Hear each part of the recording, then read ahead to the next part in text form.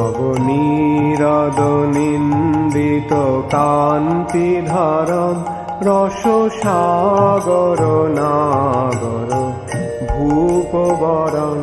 हरे कृष्णा, दंडवत प्रणाम। हम लोग श्रीमद् भागवतम के 10वां स्कंद में हैं। 13वां अध्याय चल रहा है। आज हम लोग श्लोक संख्या 31 से आरंभ करेंगे। श्रीमद् भागवतम 10.13.31 ऑनवर्ड्स। आज का स्पीकर कौन है?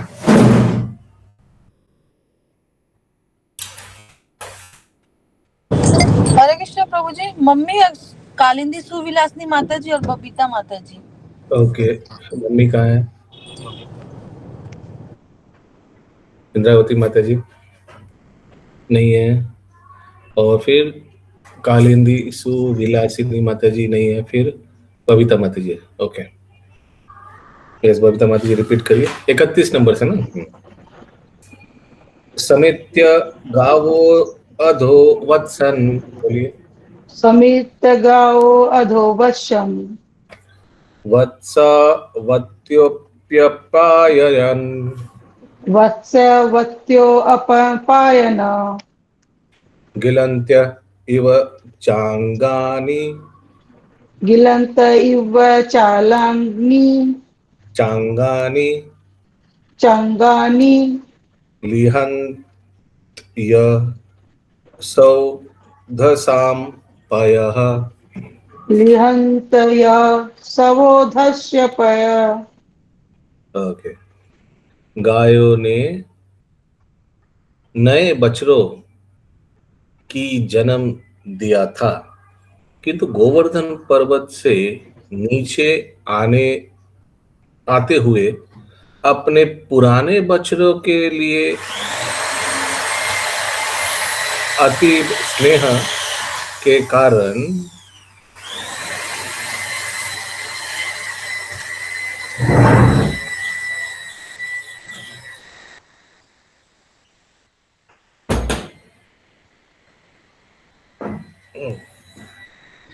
तो ये जो नीचे जा रहा था, उन लोग कौन था? पुराना बछड़े था।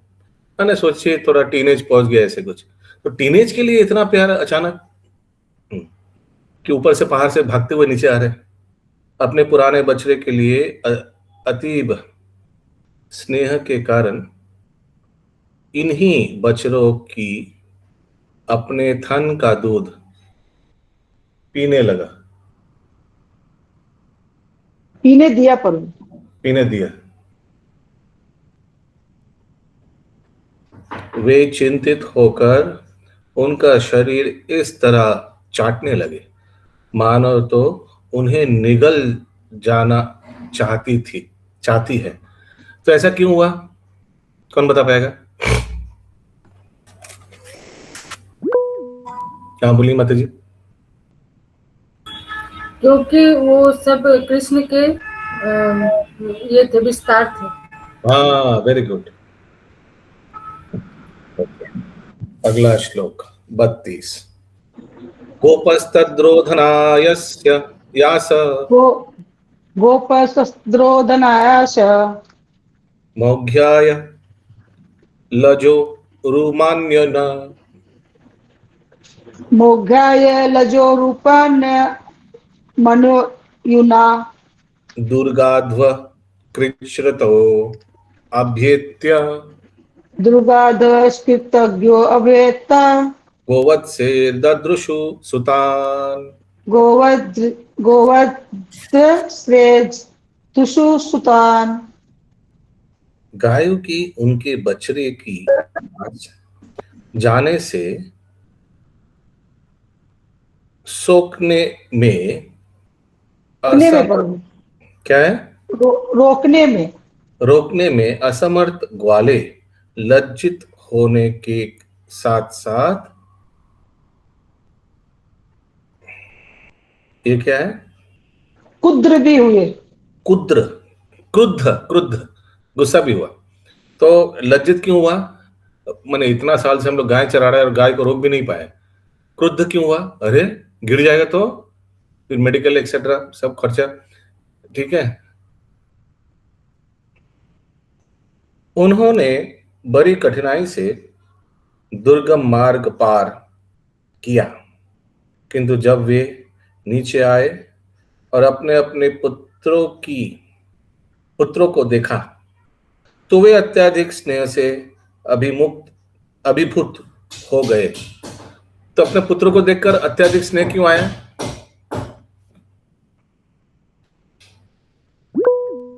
हाँ अंजना माता जी। क्योंकि ग्वाल बाल भी कृष्ण के विस्तार ही थे, इसी वजह से। एकदम तात्पर्य, ये राधिका माता जी को ये लीला मालूम है? नहीं प्रभु। तो कृष्ण लीला सुनने में अच्छा रखना चाहिए ना, कितना सुंदर सुंदर लीला है, उसके लिए तो आना पड़ेगा डेली, है ना। हर एक में श्री कृष्ण के लिए स्नेह बढ़ रहा था। जब ग्वालों ने पर्वत से नीचे आकर अपने अपने पुत्रों को देखा जो श्री कृष्ण के अतिरिक्त अन्य कोई न थे, तो उनका स्नेह बढ़ गया। तो वो भी नीचे आया था, ग्वालों ऊपर से नीचे आया था, किस लिए भाई? फिर से गाय को लेकर ऊपर चढ़ाना जाना है ना। और अपने पुत्र लोग क्या कर रहा था? बछड़े को चरा रहा था, है ना, नीचे बछड़े को चरा रहा था। अगला श्लोक 33 नंबर।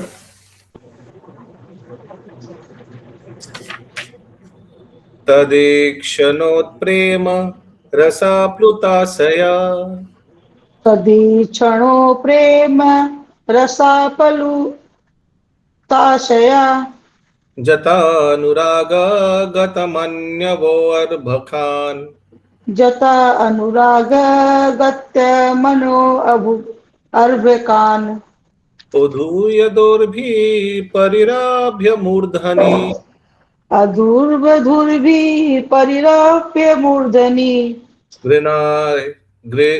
ग्रनेर अवापु परमां मुदां ते। घ्राणेम बापू परमां मुदन्मते। 33। उस समय ग्वालों के सारे विचार अपने अपने पुत्रों को देखने से उत्पन्न वात्सल्य प्रेम रस में विलीन हो गए।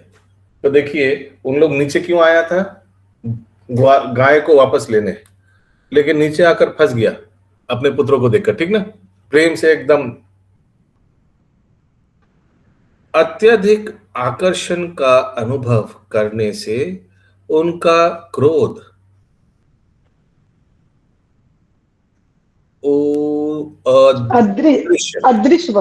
अदृश्य हो गया। उन्होंने अपने पुत्रों को उठाकर बाहों में भरकर आलिंगन किया और उनके सिरों के सुध कर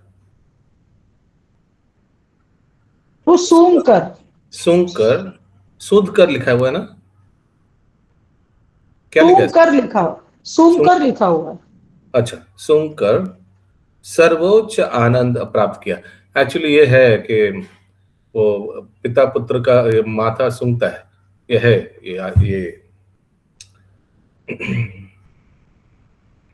ये क्या लिखा है? ब्रह्मा द्वारा असली ग्वाल बालों तथा बच्चे के चुरा लिया जाने के बाद भगवान श्री कृष्ण अपना विस्तार करके स्वयं ग्वाल बाल तथा बछड़े बन गए थे। क्योंकि बालक वस्तुतः श्री कृष्ण के विस्तार थे, इसलिए ग्वालों इन बच्चों के प्रति विशेष रूप से आकृष्ट हुए। पहले वे ग्वाले जब पर्वत की चोटी पर थे तो क्रुद्ध हुए थे, किंतु भगवान श्री कृष्ण होने के कारण उनके बालक अत्यधिक आकर्षक थे, इसलिए विशेष प्रेमवश ग्वालों तुरंत ही पर्वत से नीचे उतर आए, प्रेमवश उतर आए। ठीक है, पहले तो गुस्सा था लेकिन बाद में प्रेमवश।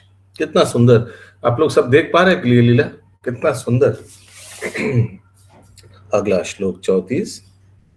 तथा प्रावायसो गोपास तदा प्रायशो गोपा तोकश्लेष सुनिवृत्तय स्तोकश्लेष सुनिवृत्य कृच्छ्रच्छनेर् अपगतास् इच्छा क्षणेत अप्यगता तदनुस्मृत्य उदाश्रव तदनु स्मृत्य यदस्र। तत्पश्चात ज्येष्ठ ग्वालो अपने पुत्रों के आलिंगन में अत्यंत तुष्ट होकर भले कठिनाई और अनिच्छा से उनका आलिंगन धीरे धीरे छोड़कर जंगल लौट आए।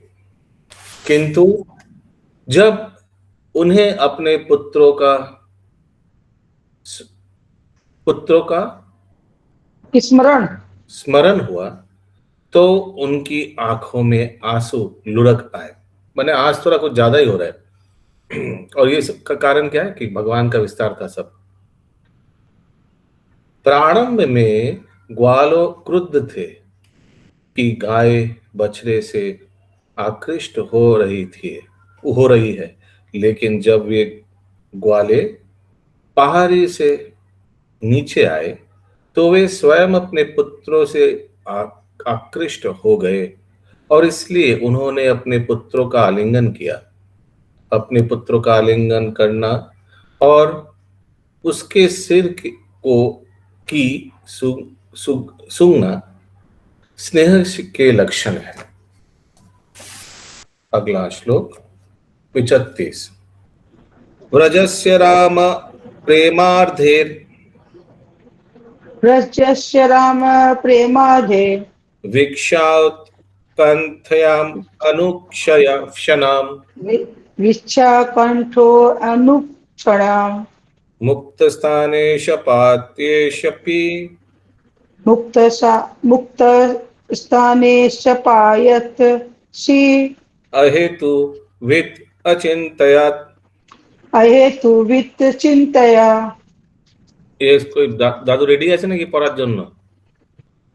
একদম ভিডিও অন করে যদি পড়তে চান ফটাফট 2 মিনিটে রেডি হয়ে সেজে গুজে চলে আসুন অন করে, ঠিক আছে? अनुवाद कहाँ गया 35। स्नेह की अधिकता के कारण गायों की उन बछड़ों से भी निरंतर अनुराग था जो बड़े होने के कारण उनका दूध पीना छोड़ चुके थे। यस, और वो इसको पूरा करना है। हाँ जी। अब 1 वर्ष बाद जब ब्रह्मा लौटे तो यह भी ठीक वही दिन था। अतः उस दिन भी श्री बलराम अपनी वर्षगांठ मनाने के लिए घर पर ही थे। इसलिए इस श्लोक में यद्यपि उल्लेख है कि ब्रह्मा ने श्री कृष्ण तथा ग्वाल वालों को देखा, किंतु श्री बलदेव का उल्लेख नहीं है। यह तो 5-6 दिन पूर्व की बात है कि श्री बलदेव ने श्री कृष्ण से गायों तथा ग्वालों के विलक्षण स्नेह के विषय में पूछा था, किंतु अब जब ब्रह्मा लौट कर आए तो उन्होंने श्री कृष्ण के साथ सारे ग्वाल वालों तथा बछड़ों को उनके अंश रूप में खेलते देखा, किंतु उन्होंने श्री बलदेव को नहीं देखा। पिछले वर्ष की तरह भगवान श्री बलदेव उस दिन जंगल में नहीं गए जब ब्रह्मा जी फिर से वहां प्रकट हुए थे। हरे कृष्ण। ग्रंथराज श्रीमद् भागवतम की जय, श्रील प्रभुपाद की जय हो।